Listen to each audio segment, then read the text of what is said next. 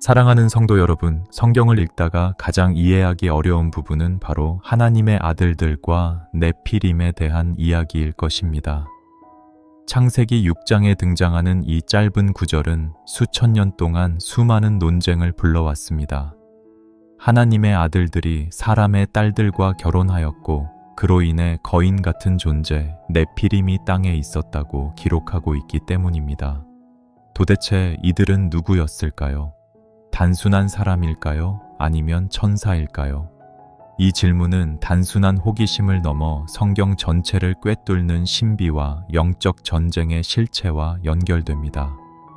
창세기 6장은 노아 홍수의 이야기를 시작하기 직전에 등장합니다. 하나님께서 세상을 물로 심판하시기로 결단하시게 된 배경에는 단순히 죄악만이 아니라 인류를 무너뜨리려는 영적 존재들의 개입이 있음을 암시합니다. 하나님의 아들들이라는 표현은 구약 성경 여러 곳에서 천사들을 가리킬 때 사용되었습니다. 욥기 1장에서 사탄이 다른 하나님의 아들들과 함께 하나님 앞에 나아오는 장면을 떠올려 보십시오. 그러므로 많은 학자들은 창세기 6장의 하나님의 아들들이 바로 타락한 천사들이라고 이해합니다.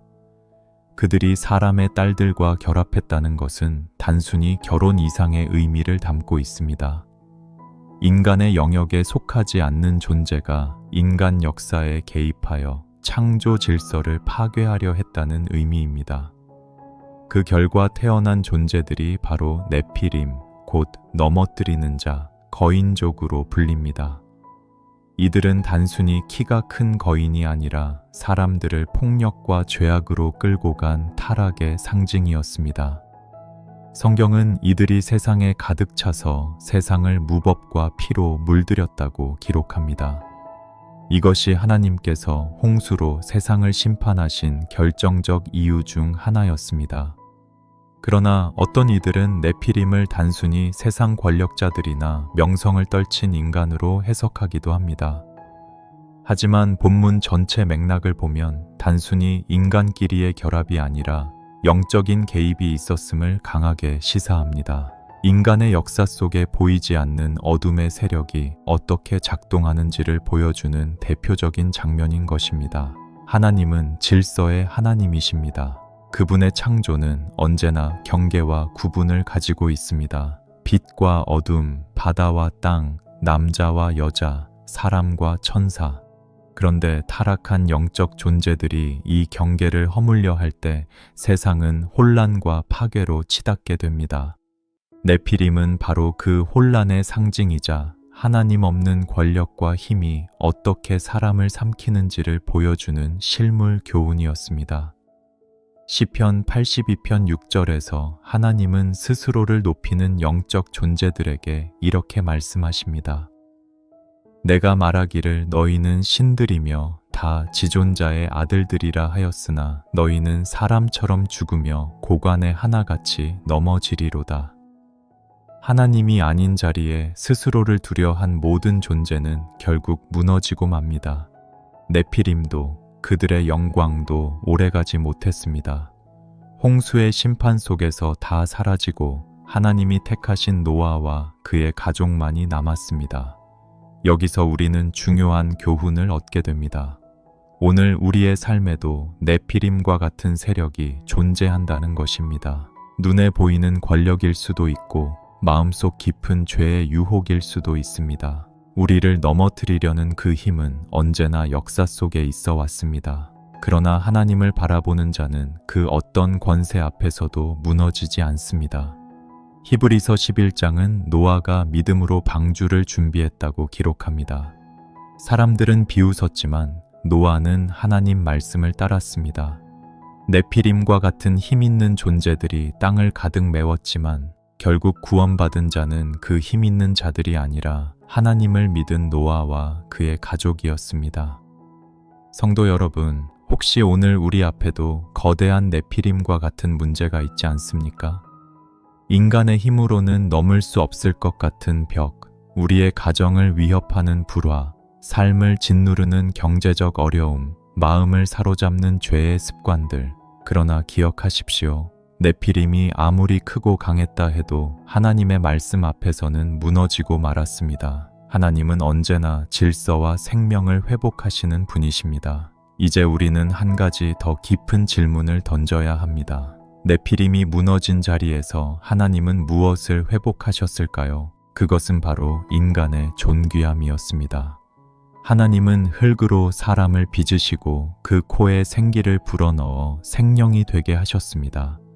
사람은 결코 영적 존재들의 장난감이나 실험물이 될 수 없습니다.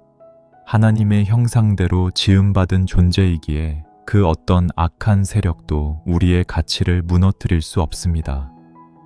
창세기 6장의 이야기는 단순히 고대의 신화적 기록이 아니라 지금도 영적 전쟁이 실제로 존재한다는 사실을 보여줍니다. 하나님의 아들들이 사람의 딸들에게 들어왔다는 것은 단순한 사건이 아니라 하나님의 백성을 향한 치열한 공격이었습니다. 그러나 그 모든 공격 속에서도 하나님은 자신의 백성을 지켜내십니다. 사랑하는 여러분, 오늘 우리는 네피림의 존재보다 더 크신 하나님을 바라보아야 합니다. 하나님의 말씀은 거인보다 크고 하나님의 약속은 어떤 위협보다 강합니다. 오늘도 하나님은 믿음으로 사는 자를 찾고 계십니다. 우리 안에 네피림을 무너뜨리는 힘은 오직 말씀과 기도 속에서 임합니다. 히브리서 4장 12절은 이렇게 말씀합니다. 하나님의 말씀은 살아있고 활력이 있어 좌우의 날선 어떤 검보다도 예리하여 혼과 영과 및 관절과 골수를 찔러 쪼개기까지 하며 또 마음의 생각과 뜻을 판단하나니. 그렇습니다. 네피림을 무너뜨릴 수 있는 것은 우리의 지혜나 힘이 아니라 오직 살아계신 하나님의 말씀뿐입니다. 오늘도 그 말씀 앞에 서시길 바랍니다. 아담과 하와가 타락한 후 하나님은 그들을 에덴 동산에서 내보내셨습니다. 이는 단순히 동산을 지키는 조치가 아니었습니다. 그 동산 한가운데에는 생명나무가 있었고 죄 가운데 있는 인간이 그 생명나무의 열매를 따먹는다면 영원히 죄 안에서 살아야 했습니다. 그래서 하나님은 자비로우시게도 동시에 거룩하신 공의로 그 길을 막으셨습니다. 창세기 3장 24절은 이렇게 말씀합니다. 이같이 하나님이 그 사람을 쫓아내시고 에덴 동산 동쪽에 그룹들과 두루 도는 화염검을 두어 생명나무의 길을 지키게 하시니라. 여기서 그룹이라는 존재가 처음 등장합니다. 그룹은 단순히 천사 한 종류가 아니라 하나님의 거룩한 임재를 지키는 특별한 천상 존재입니다. 출애굽기에서 언약궤 위에 속죄소 양쪽에도 그룹이 금으로 새겨져 있었던 것을 기억하실 것입니다. 이는 하나님 임재의 자리, 즉 지성소를 수호하는 역할을 상징합니다. 그러므로 에덴에 세워진 그룹은 단순한 문지기가 아니라 하나님께 나아가는 길을 거룩하게 막아서는 존재였습니다. 또한 그룹과 함께 두루 도는 화염검이 놓였다고 기록합니다. 불타는 검은 인간의 힘으로는 접근할 수 없는 거룩한 장벽을 의미합니다. 하나님은 죄인이 마음대로 생명나무에 다가가 영생을 얻지 못하도록 완전한 장치를 두신 것입니다. 만약 죄인이 영원히 산다면 그것은 구원이 아니라 영원한 저주일 것이기 때문입니다. 하나님은 우리를 사랑하시기에 죄 가운데 영생하지 못하게 막으신 것입니다. 에덴을 지키는 그룹과 화염검은 사실상 하나님의 거룩함과 자비를 동시에 보여주는 표징입니다. 하나님은 죄를 용납하지 않으시되 동시에 구원의 길을 예비하십니다. 인간의 길은 막으셨지만 장차 오실 예수 그리스도를 통해 생명나무의 길을 다시 열어주시려는 계획이 있었습니다. 요한계시록 마지막 장을 보면 새 예루살렘의 강가에 생명나무가 다시 등장합니다. 그때는 이미 어린 양의 피로 씻김받은 성도들이 담대히 생명나무 열매를 먹을 수 있습니다. 그러므로 창세기에서 닫힌 길이 요한계시록에서는 다시 열리는 것입니다. 사랑하는 여러분, 우리의 신앙생활 속에도 에덴 동쪽의 화염검과 같은 순간이 있습니다. 원하고 바라지만 허락되지 않는 길, 아무리 기도해도 막힌 길이 있습니다. 그 길이 막힌 것은 하나님이 우리를 미워해서가 아니라 사랑하시기 때문입니다. 죄된 모습 그대로 우리가 생명나무를 잡는다면 그것은 우리에게 독이 되기 때문입니다. 하나님은 우리의 성숙과 구원을 위해 때로는 막으십니다. 그 막힘은 심판이 아니라 보호입니다. 이사야 6장에서 스랍들이 외칩니다. 거룩하다, 거룩하다, 거룩하다, 만군의 여호와여, 그의 영광이 온 땅에 충만하도다. 하나님의 임재는 완전한 거룩함으로 둘러싸여 있습니다. 죄인이 함부로 다가갈 수 없는 이유가 바로 여기에 있습니다. 에덴을 지키는 그룹과 화염검은 하나님의 거룩함이 얼마나 절대적인지를 보여줍니다. 그러나 동시에 우리는 이 장면에서 소망을 발견합니다. 하나님은 우리를 영원히 동산 밖에 버려두지 않으셨습니다. 언약궤 위 속죄소에 그룹들을 세우신 것은 그 사이에서 흘려질 속죄의 피로 죄인이 하나님과 화목할 수 있음을 보여주기 위함이었습니다. 결국 예수 그리스도의 십자가는 화염검을 지나 생명나무로 가는 유일한 길이 되셨습니다. 히브리서 10장 19절에서 말씀합니다. 그러므로 형제들아, 우리가 예수의 피를 힘입어 성소에 들어갈 담력을 얻었나니 이제 우리는 예수의 피로 인해 화염검을 두려워하지 않고 하나님께 나아갈 수 있습니다. 에덴에서 막히던 길이 십자가에서 열린 것입니다. 오늘 우리의 삶에도 여전히 막힌 길이 있습니다. 그러나 믿음의 눈으로 보면 그 길은 단순히 닫힌 것이 아니라 하나님이 열어주실 참된 길로 인도하기 위한 준비 과정임을 알 수 있습니다.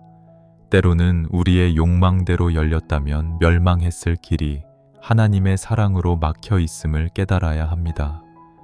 성도 여러분, 혹시 지금 인생의 화염검 앞에 서 계시지 않습니까? 아무리 해도 넘어가지 못하는 문제 앞에 좌절하지 않으셨습니까? 그러나 기억하십시오. 하나님이 막으시는 길 뒤에는 언제나 더 큰 은혜의 길이 기다리고 있습니다. 에덴에서 닫힌 길은 십자가에서 열렸습니다. 오늘 우리 앞에 있는 막힘도 결국 하나님의 은혜로 풀려날 날이 올 것입니다.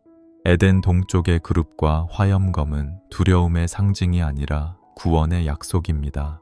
하나님이 허락하신 때와 방법으로 우리는 반드시 생명나무 앞에 서게 될 것입니다.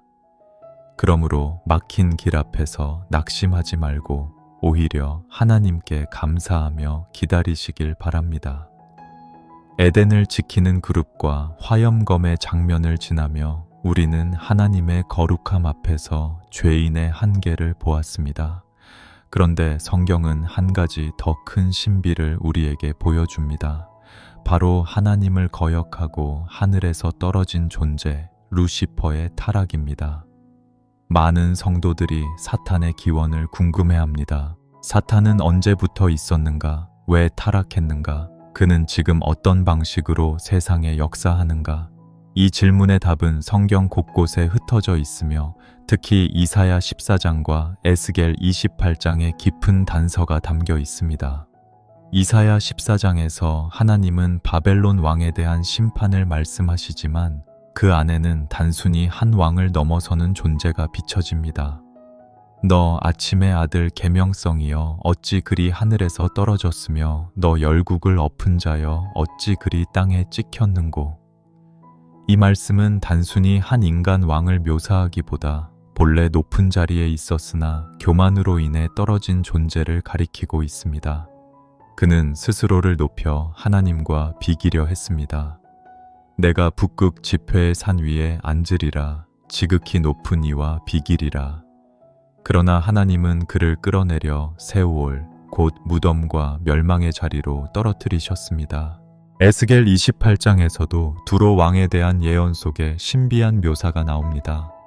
네가 기름 부음을 받은 덮는 그룹이며 내가 너를 스마해 네가 하나님의 성산에 있어서 불타는 돌 사이에 왕래하였도다. 그는 처음에는 완전하고 영화로운 존재로 창조되었으나 마음이 교만해지며 타락했습니다. 아름다움이 그를 넘어뜨린 것이지요. 그는 본래 그룹 중 하나였으나 스스로를 하나님과 같이 높이고자 하다 결국 멸망의 길로 떨어진 것입니다. 여기서 우리는 사탄의 본질을 알게 됩니다. 그는 창조 당시부터 악하지 않았습니다. 하나님께서 처음 지으셨을 때는 선하고 영화로운 존재였습니다. 그러나 그가 타락한 이유는 바로 교만이었습니다. 하나님께만 합당한 자리를 탐하고 피조물의 위치를 벗어나 창조주와 같은 영광을 원했을 때 그는 사탄이 되었습니다. 그러므로 사탄의 본질은 교만이며 교만은 지금도 수많은 영혼을 넘어뜨리는 가장 큰 무기입니다. 사탄은 단순히 힘있는 존재가 아니라 기만과 거짓의 아버지입니다. 예수님께서 요한복음 8장에서 말씀하시기를 그는 처음부터 살인한 자요 진리에 서지 못하고 거짓을 말할 때마다 제 것으로 말하나니 이는 그가 거짓말쟁이요 거짓의 아비가 되었음이라. 사탄은 진리를 비트는 방식으로 인간을 속이고 넘어뜨립니다.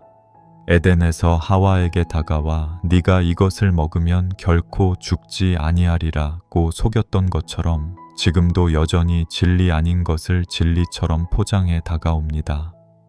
성경은 사탄이 타락한 이유가 단순히 하나님을 대적한 사건에 그치지 않음을 보여줍니다. 그는 지금도 하나님 백성을 대적하는 영적 전쟁을 벌이고 있습니다. 요한계시록 12장은 용의 형상으로 나타난 사탄이 여인을 핍박하고 여인의 후손을 대적한다고 기록합니다. 그는 하나님 백성들을 쓰러뜨리려 집요하게 공격합니다. 그러나 동시에 성경은 사탄이 결코 하나님과 대등한 존재가 아님을 분명히 합니다. 그는 피조물일 뿐이고 하나님께서 허락하시는 범위 안에서만 움직일 수 있습니다. 욥기의 장면을 기억해 보십시오.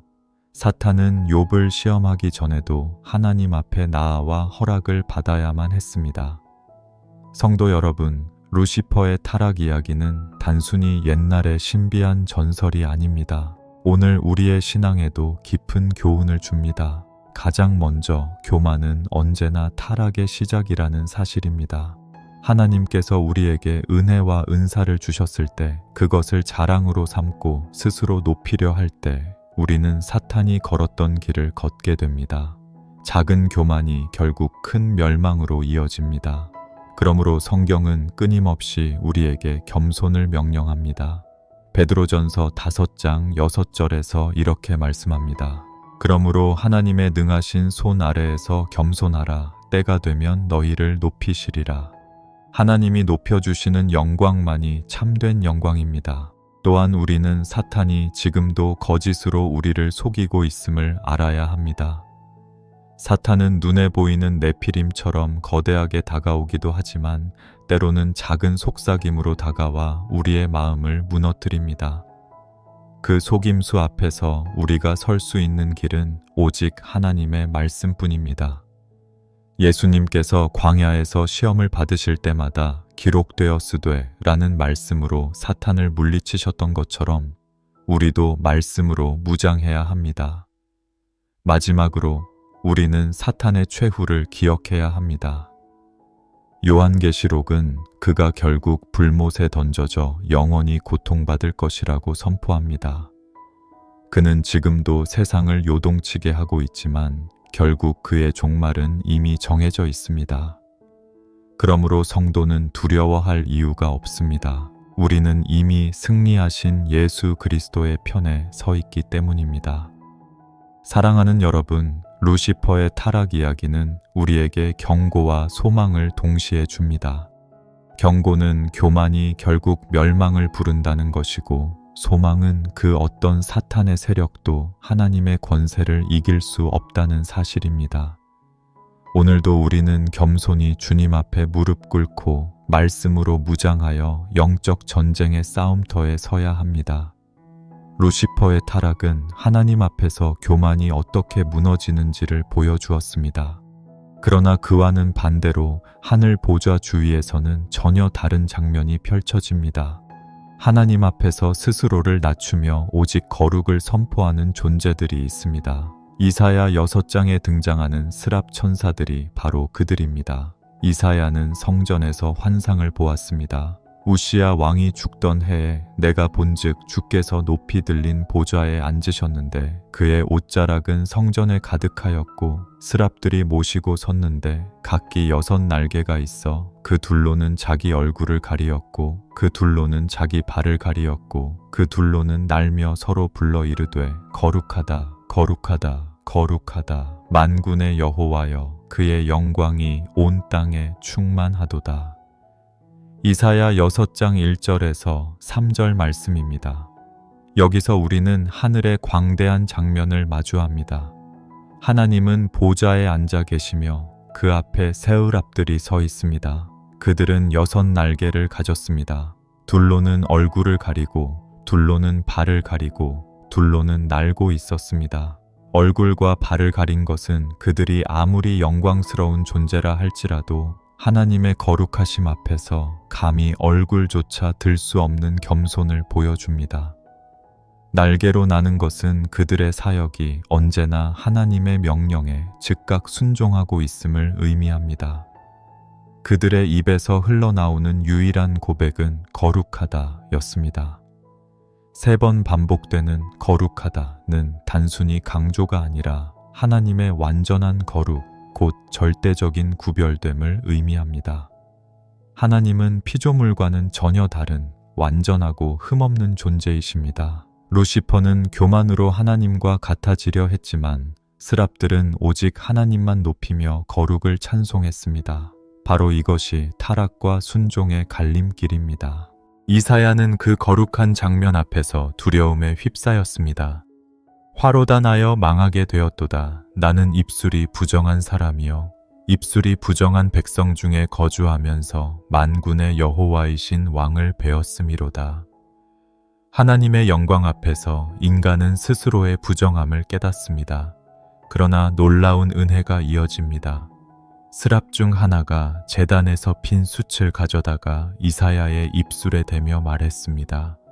보라, 이것이 내 입술에 닿았으니 내 악이 제하여졌고 내 죄가 사하여졌느니라. 여기서 우리는 중요한 영적 진리를 발견합니다. 하나님의 거룩 앞에서 인간은 자신이 죄인임을 인정할 수밖에 없습니다. 그러나 동시에 하나님의 은혜는 죄인을 깨끗하게 하시며 사명을 맡기신다는 사실입니다. 스랍이 숯불로 이사야를 정결케 한 것은 단순한 상징이 아니라 하나님의 은혜가 죄인을 새롭게 하신다는 실제적 사건이었습니다. 이사야는 그 이후로 하나님의 부르심에 응답하여 선지자의 길을 걸었습니다. 사랑하는 여러분, 우리 신앙의 핵심도 바로 여기에 있습니다. 하나님 앞에 선다는 것은 우리의 부정함을 드러내는 일이지만 동시에 하나님의 은혜를 입는 길이기도 합니다. 우리는 모두 죄인이지만 하나님의 보좌 앞에서 은혜로 정결함을 입어 하나님의 사역자로 세움받습니다. 스랍이 이사야의 입술을 정결케 했던 것처럼 오늘 우리의 삶도 예수님의 십자가 피로 깨끗해지는 것입니다. 이 장면은 또한 예배의 본질을 가르쳐 줍니다. 예배는 단순히 우리의 소원을 아뢰는 시간이 아닙니다. 예배란 하나님의 거룩 앞에 서서 우리의 죄를 인정하고 그분의 은혜를 받으며 그분의 뜻에 순종하는 자리입니다. 천상의 예배가 거룩하다로 가득 찬 것처럼 우리의 입술도 하나님의 거룩을 높이는 고백으로 가득해야 합니다. 여기서 우리는 루시퍼와 스랍을 비교하게 됩니다. 루시퍼는 스스로를 높이다가 떨어졌습니다. 그러나 스랍은 얼굴을 가리고 발을 가리며 스스로를 낮추었습니다. 그 겸손이야말로 하나님의 보좌 가까이에 설 수 있는 비밀이었습니다. 하나님은 교만한 자를 물리치시고 겸손한 자에게 은혜를 주십니다. 성도 여러분, 오늘 우리의 삶 속에서도 우리는 스랍처럼 살아야 합니다. 우리의 얼굴을 가린다는 것은 내 영광을 드러내지 않고 오직 하나님의 영광만 드러내는 삶을 의미합니다. 우리의 발을 가린다는 것은 내 욕심대로 걷지 않고 하나님께서 인도하시는 길로만 순종하는 삶을 뜻합니다. 날개로 날아 하나님의 명령을 수행한다는 것은 지체하지 않고 즉각 순종하는 삶을 의미합니다. 이것이 바로 거룩한 삶입니다. 하늘 보좌 주위에서 거룩을 선포하는 그 소리는 지금도 이어지고 있습니다. 요한계시록 4장에도 동일한 장면이 등장합니다. 내 생물이 밤낮 쉬지 않고 외칩니다.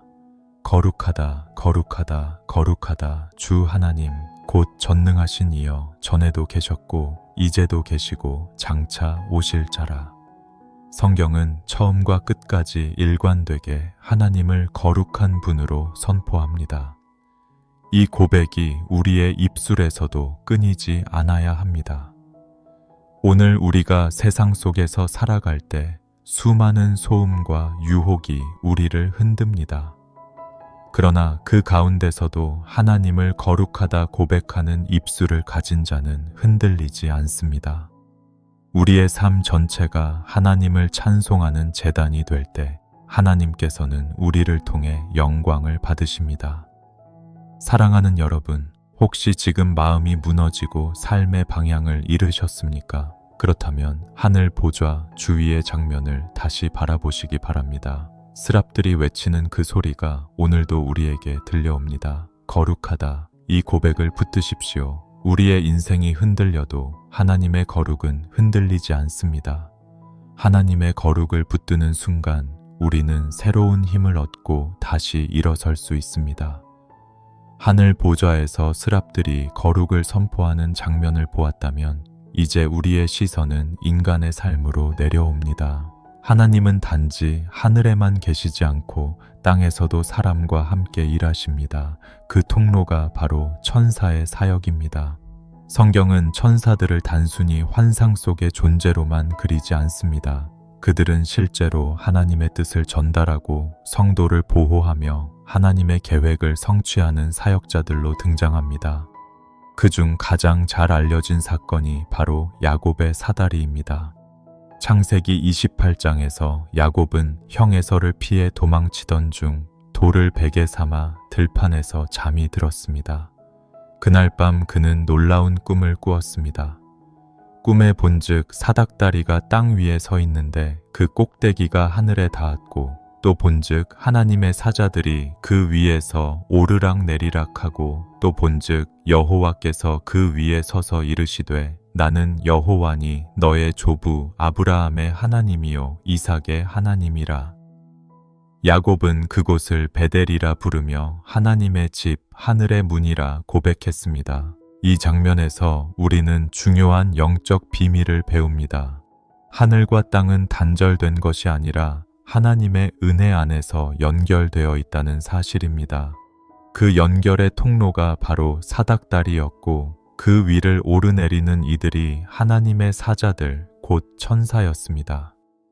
천사들은 단순히 장식적인 존재가 아니라 하나님의 뜻을 하늘에서 땅으로 전달하고 땅에서의 기도를 하늘로 올리는 중재자 역할을 했습니다.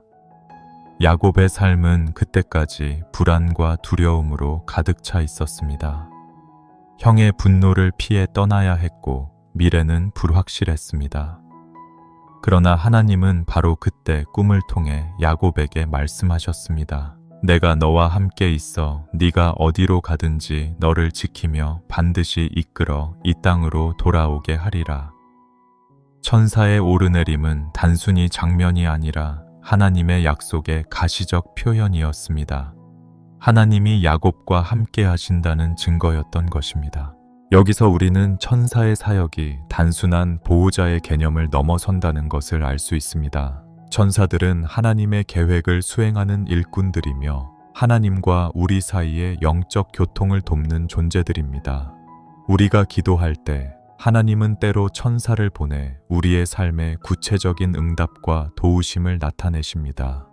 사도행전 12장에서 베드로가 옥에 갇혔을 때 주의 사자가 나타나 쇠사슬을 풀고 옥문을 열어주었던 장면을 기억해 보십시오. 하나님은 여전히 천사를 통해 역사하십니다.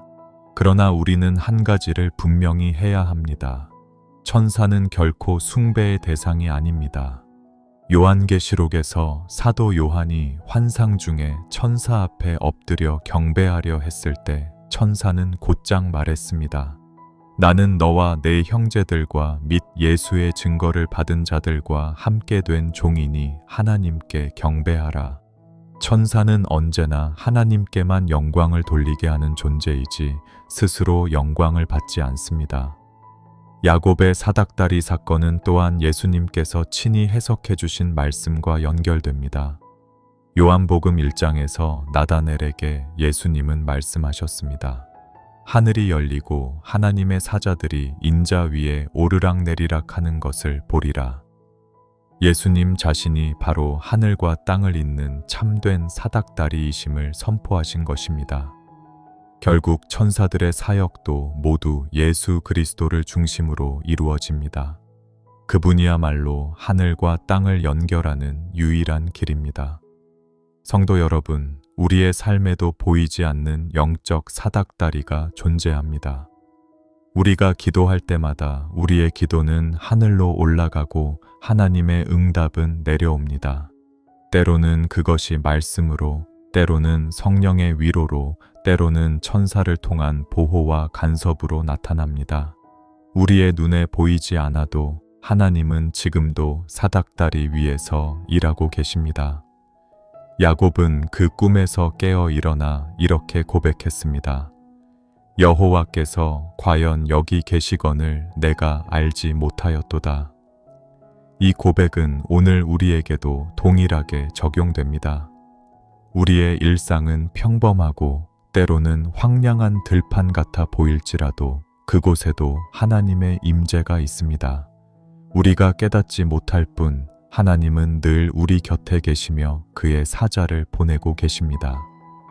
히브리서 1장 14절은 천사들의 정체를 분명히 알려줍니다. 모든 천사들은 섬기는 영으로서 구원 얻을 후사들을 위하여 섬기라고 보내심이 아니냐. 그렇습니다. 천사들은 하나님의 백성을 위해 일하도록 보내심을 받은 섬기는 영입니다. 그러므로 우리가 두려움 속에 있을 때, 홀로 버려진 것 같을 때 하나님의 천사가 지금도 우리 곁에서 섬기고 있음을 믿으시기 바랍니다. 사랑하는 여러분, 혹시 지금 야곱처럼 도망자의 길을 걷고 계십니까? 미래가 불확실하고 두려움이 가득하십니까? 그렇다면 야곱의 꿈을 붙드십시오. 하늘은 여전히 열려 있고 하나님의 사자들은 지금도 오르내리고 있습니다. 하나님께서는 당신을 혼자 두지 않으십니다. 그분의 약속은 반드시 이루어집니다. 야곱의 사닥다리를 통해 우리는 천사들이 하늘과 땅을 오르내리며 하나님의 뜻을 수행하는 장면을 살펴보았습니다. 그러나 성경 속 천사들 가운데 특별히 이름이 기록된 존재들이 있습니다. 바로 미카엘과 가브리엘입니다. 대부분의 천사들은 이름조차 드러나지 않지만 하나님은 이 두 천사의 이름을 성경 속에 밝히셨습니다. 이는 그들의 사역이 특별하고 하나님의 구원 역사 속에서 중요한 의미를 지니기 때문입니다. 먼저 미카엘을 살펴보겠습니다. 미카엘의 이름은 누가 하나님과 같으랴 라는 뜻을 가집니다. 그 이름 자체가 하나님을 높이는 고백이며 동시에 교만으로 하나님과 같아지려 했던 루시퍼와 정반대의 태도를 보여줍니다. 성경은 미카엘을 언제나 전쟁과 보호의 사자로 묘사합니다. 다니엘서 10장과 12장에서는 미카엘이 이스라엘 백성을 위하여 영적 전쟁을 벌이는 장면이 나옵니다. 다니엘이 기도할 때 바사 왕국의 군주가 그의 기도를 막았으나 미카엘이 와서 돕습니다. 이는 우리의 기도가 단순히 땅 위의 말이 아니라 보이지 않는 영역에서 치열한 영적 전쟁 속에 있다는 사실을 보여줍니다.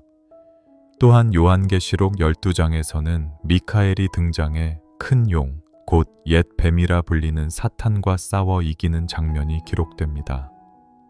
하늘에 전쟁이 있으니 미가엘과 그의 사자들이 용과 더불어 싸울세 용과 그의 사자들도 싸우나 이기지 못하여 다시 하늘에서 그들이 있을 곳을 얻지 못한지라. 미카엘은 하나님 백성을 위해 싸우는 전사이며 결국 사탄을 몰아내는 영적 군대의 지휘자입니다. 그러므로 미카엘은 성도들에게 두려움 대신 담대함을 줍니다. 우리 혼자가 아니라 하나님이 보내신 강력한 사자가 지금도 우리 편에 서 있기 때문입니다. 반면 가브리엘은 주로 하나님의 말씀을 전달하는 사명자로 나타납니다. 그의 이름은 하나님의 용사라는 뜻을 지니지만 그는 전쟁보다는 메시지를 전하는 역할로 등장합니다. 다니엘서 8장에서 다니엘이 환상을 이해하지 못할 때 가브리엘이 나타나 그 뜻을 해석해 줍니다. 다니엘 9장에서도 그는 다니엘의 기도에 응답하여 나타나 예언의 말씀을 설명해 줍니다. 무엇보다 신약 성경에서 가브리엘의 사역은 특별합니다. 누가복음 1장에서 그는 사가랴에게 나타나 세례 요한의 출생을 알립니다. 이어서 동정녀 마리아에게 나타나 성령으로 잉태될 예수 그리스도의 탄생을 전합니다. 보라, 네가 잉태하여 아들을 낳으리니 그 이름을 예수라 하라. 구원의 소식을 가장 먼저 전한 자가 바로 가브리엘이었습니다. 그는 단순한 천사가 아니라 구속사의 결정적인 순간마다 하나님 말씀을 직접 전한 메신저였습니다.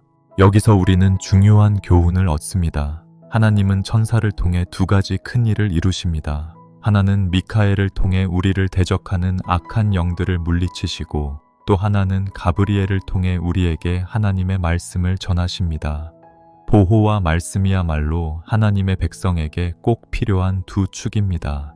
하나님은 우리를 단순히 지켜만 주시는 것이 아니라 말씀으로 길을 인도하시며 동시에 원수의 손에서 우리를 지켜내십니다.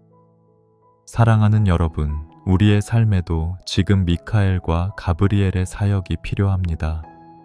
우리가 기도할 때 보이지 않는 곳에서는 미카엘과 같은 천사들이 악한 영들을 대적하며 길을 열고 있습니다.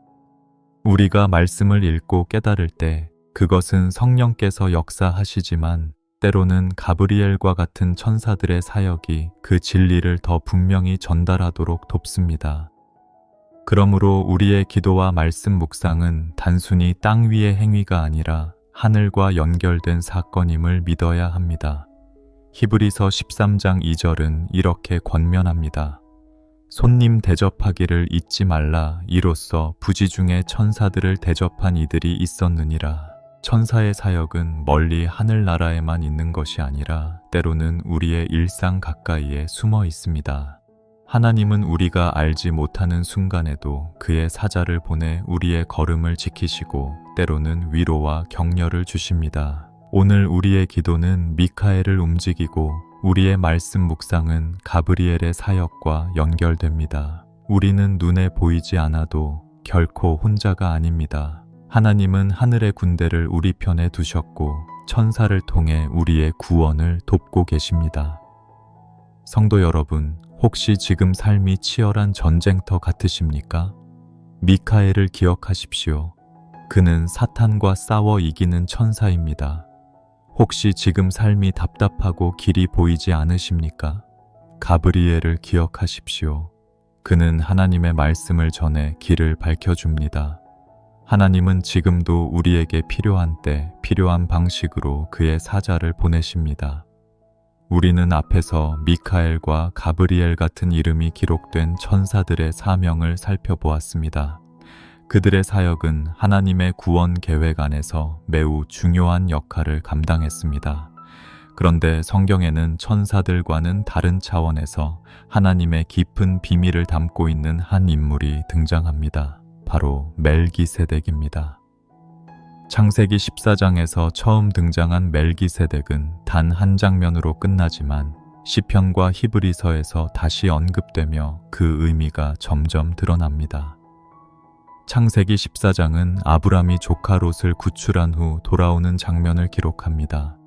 그때 살렘 왕 멜기세덱이 떡과 포도주를 가지고 나와 아브람을 축복했습니다. 그는 동시에 지극히 높으신 하나님의 제사장이라 불렸습니다. 놀라운 점은 아브람이 멜기세덱에게 모든 소득의 10분의 1을 바쳤다는 사실입니다. 당시 아브람은 하나님의 약속을 받은 믿음의 조상이었지만 멜기세덱 앞에서는 오히려 축복을 받고 11조를 드렸습니다. 이는 멜기세덱의 위치가 단순한 인간 왕을 넘어 더 높은 차원의 권위를 가진 존재임을 보여줍니다. 그런데 멜기세덱의 출신에 대해서는 아무런 기록이 없습니다. 그의 아버지가 누구인지, 언제 태어났는지, 언제 죽었는지조차 언급되지 않습니다. 성경 속 인물들은 보통 족보와 연대기가 분명히 기록되는데 멜기세덱은 마치 하늘에서 갑자기 나타난 것처럼 신비롭게 그려집니다. 이 때문에 많은 신학자들은 멜기세덱을 예수 그리스도의 모형 또는 신비로운 예수님의 현현, 신약의 용어로 말하면 그리스도의 예표로 해석합니다. 시편 110편 4절은 이렇게 말합니다.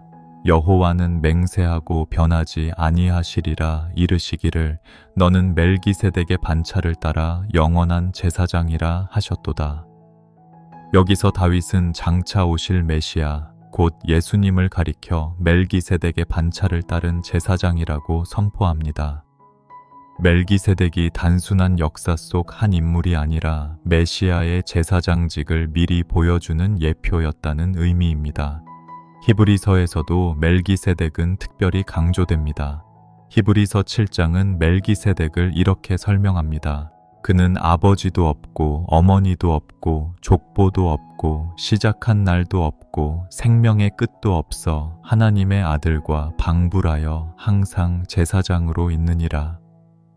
이는 멜기세덱이 문자적으로 영원한 존재라는 의미라기보다 기록상 그 출신과 종말이 없다는 사실을 통해 영원한 제사장직을 상징한다는 뜻입니다.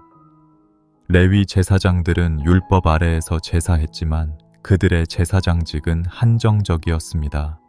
그들은 죽을 수밖에 없는 인간이었고 끊임없이 제사를 반복해야 했습니다. 그러나 멜기세덱의 반차를 따른 예수님은 영원한 제사장이십니다. 예수님은 단번에 영원한 속죄를 이루셨고 더 이상 반복적인 제사가 필요 없게 하셨습니다. 그러므로 멜기세덱은 예수님의 제사장직을 미리 보여주는 그림자였던 것입니다. 멜기세덱이 떡과 포도주를 가지고 아브람에게 나아온 것도 단순한 우연이 아닙니다. 이는 신약에서 예수님께서 제정하신 성만찬과 연결됩니다. 예수님은 떡과 포도주를 들어 이것은 내 몸이요 내 피라 말씀하시며 새로운 언약을 선포하셨습니다.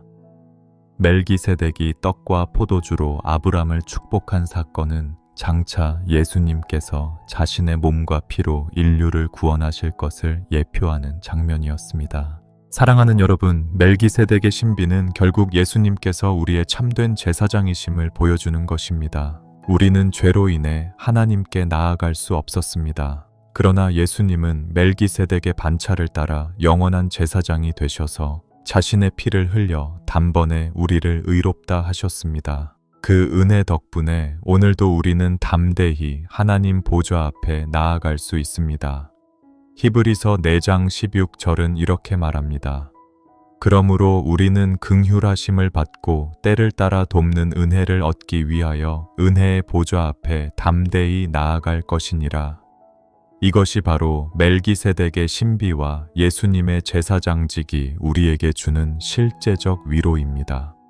우리는 더 이상 제사장을 통해 나아갈 필요가 없습니다. 오직 예수 그리스도를 통해 직접 하나님께 나아갈 수 있습니다. 성도 여러분, 멜기세덱은 수수께끼 같은 인물이지만 그의 신비 속에는 분명한 복음의 메시지가 담겨 있습니다. 그것은 바로 예수님이 우리의 영원한 제사장이시며 우리가 어떤 죄를 지었든지 그분의 십자가 피로 깨끗하게 되고 하나님과 화목할 수 있다는 것입니다. 혹시 오늘 마음에 죄책감과 두려움이 가득하십니까? 내 죄가 너무 커서 하나님께 나아갈 수 없다고 느끼십니까? 그렇다면 멜기세덱의 반차를 따른 영원한 제사장이신 예수님을 바라보십시오. 그분은 이미 단번에 모든 죄를 용서하셨고 지금도 하나님 보좌 우편에서 우리를 위해 중보하고 계십니다. 멜기세덱의 신비를 통해 우리는 예수님께서 영원한 제사장이심을 확인했습니다. 이제 성경의 마지막 책 요한계시록으로 시선을 옮기면 또 다른 차원의 신비한 존재들이 등장합니다. 그중 가장 강렬한 인상을 주는 장면이 바로 하나님의 보좌 주위에 있는 네 생물과 심판 때 무저갱에서 올라오는 메뚜기 떼입니다. 이 두 존재는 서로 극명하게 대조되지만 모두 하나님의 주권과 종말의 계획을 드러내는 중요한 역할을 감당합니다. 먼저 요한계시록 4장을 살펴보겠습니다. 요한은 하늘의 문이 열리는 환상을 보았습니다. 하나님의 보좌 주위에는 번개와 음성과 우레소리가 나오고 보좌 앞에는 수정과 같은 유리 바다가 있었습니다. 그리고 보좌 주위에는 네 생물이 있었습니다.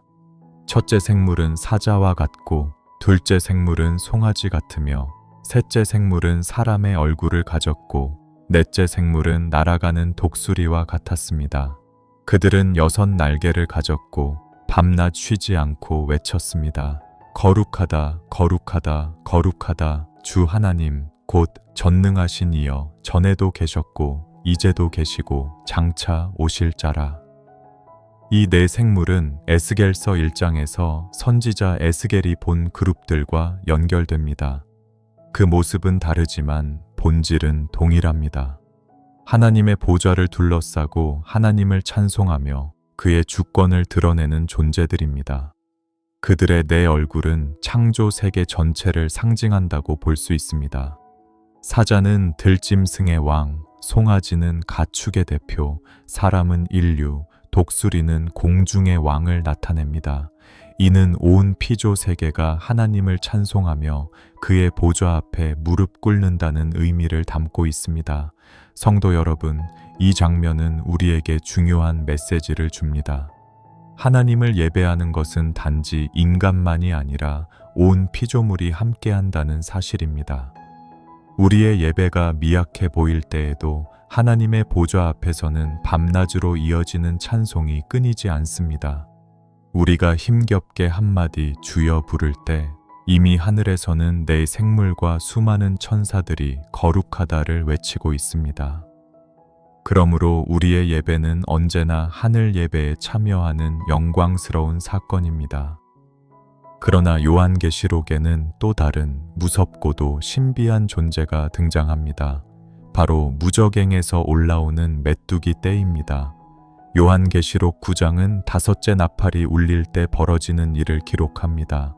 하늘에서 떨어진 별이 무저갱 열쇠를 받아 그 구덩이를 여니 큰 연기와 함께 메뚜기들이 올라왔습니다. 그러나 이 메뚜기들은 단순한 곤충이 아니라 사람을 괴롭게 하는 초자연적 존재였습니다. 그들의 모습은 전쟁을 준비한 말 같고 머리에는 금 같은 면류관을 썼으며 얼굴은 사람 얼굴 같고 머리털은 여인의 머리털 같고 이는 사자의 이빨 같았습니다. 꼬리에는 전갈과 같은 독침이 있어 5달 동안 사람을 괴롭게 했습니다. 이 메뚜기 떼는 땅의 풀이나 푸른 것, 나무를 해치지 않고 오직 하나님의 인침을 받지 못한 사람들을 괴롭혔습니다. 이는 단순한 자연 재앙이 아니라 영적 심판을 상징합니다. 하나님께서 마지막 때 심판의 도구로 사용하시는 영적 존재들인 것입니다. 여기서 우리는 중요한 대비를 발견합니다. 보좌 주위에서 하나님을 찬양하는 네 생물은 거룩과 영광의 상징이라면 무저갱에서 올라온 메뚜기 떼는 심판과 두려움의 상징입니다. 하나님을 찬양하는 자들에게는 하늘의 영광이 있지만 하나님을 거부한 자들에게는 무저갱의 고통이 기다리고 있습니다. 이는 단순히 종말의 공포가 아니라 지금 우리가 어느 편에 서 있는지를 묻는 영적 경고입니다. 사랑하는 여러분, 내 생물의 찬양과 메뚜기 떼의 심판은 결국 같은 메시지를 전합니다. 모든 권세는 하나님의 손에 있다는 사실입니다. 사탄조차도 무저갱 열쇠를 하나님께 허락받아야만 사용할 수 있었듯이 악의 세력은 하나님 허락 없이는 단 한 가지도 행할 수 없습니다.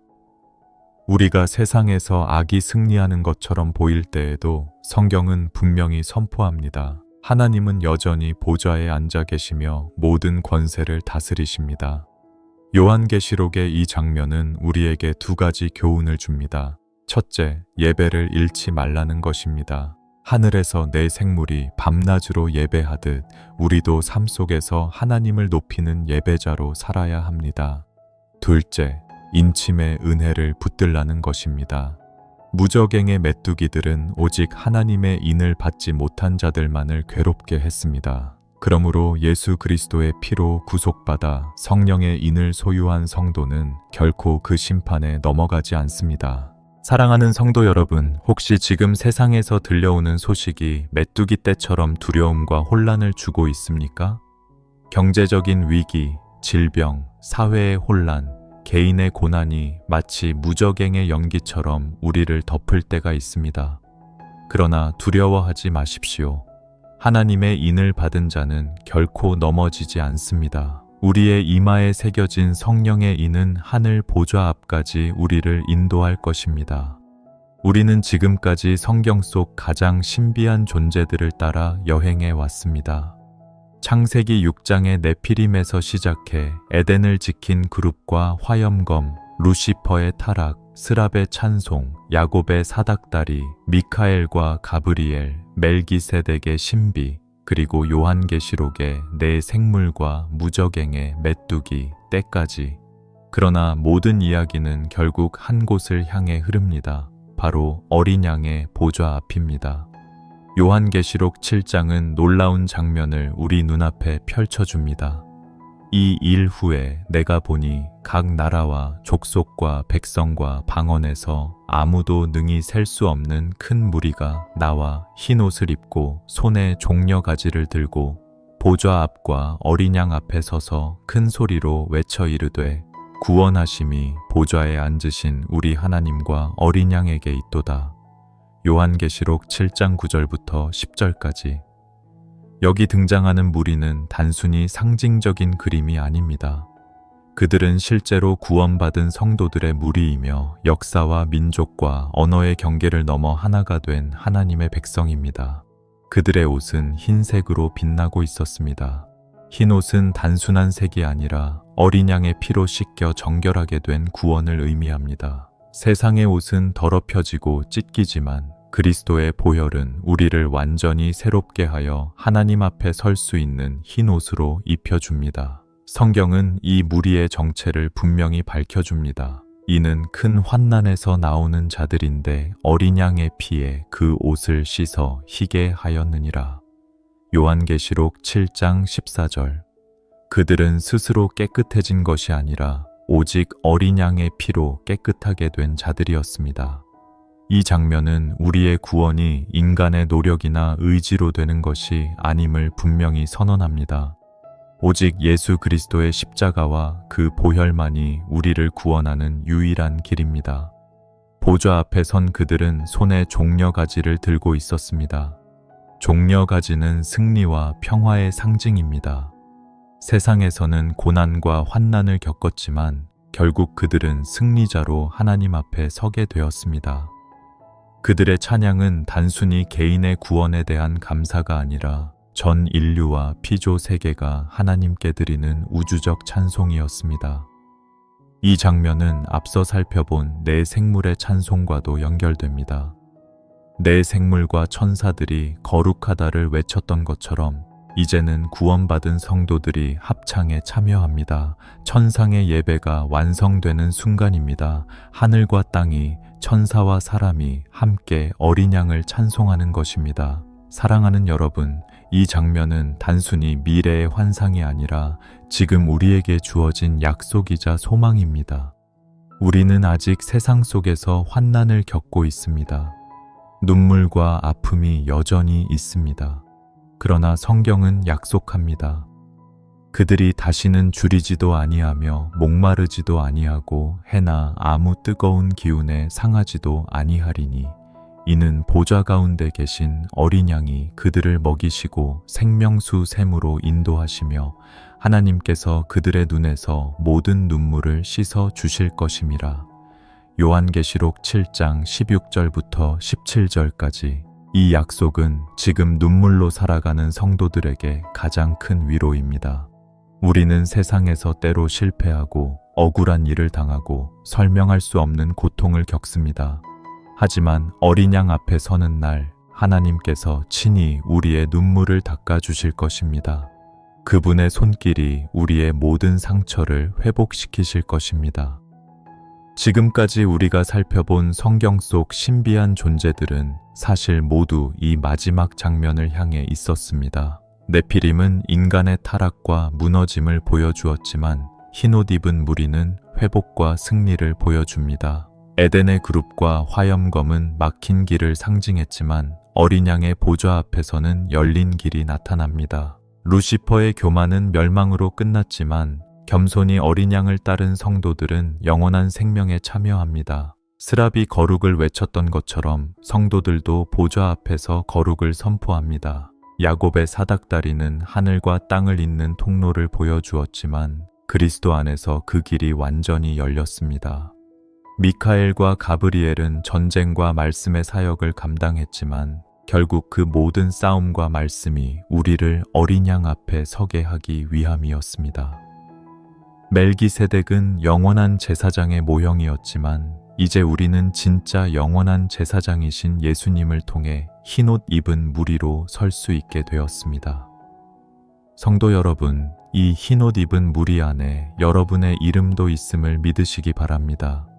우리의 인생은 때로 실패와 고난으로 얼룩지지만 그리스도의 피가 우리를 깨끗하게 씻으십니다. 우리가 끝까지 믿음을 지킨다면 반드시 보좌 앞에 서서 영원한 찬양에 동참하게 될 것입니다. 그러므로 지금 이 순간에도 낙심하지 마십시오. 우리의 여정은 어린 양의 보좌로 향하고 있습니다. 눈물과 고통은 잠시일 뿐 영원한 영광이 우리를 기다리고 있습니다. 사랑하는 성도 여러분, 지금까지 우리는 성경 속 가장 신비한 존재들을 따라 깊은 여정을 걸었습니다. 그 모든 이야기는 결국 한 가지 진리로 모입니다. 바로 예수 그리스도 어린 양의 보좌 앞에서 완성되는 구원입니다. 우리가 흰 옷을 입고 보좌 앞에 서는 그날 모든 신비는 풀리고 모든 고통은 사라질 것입니다.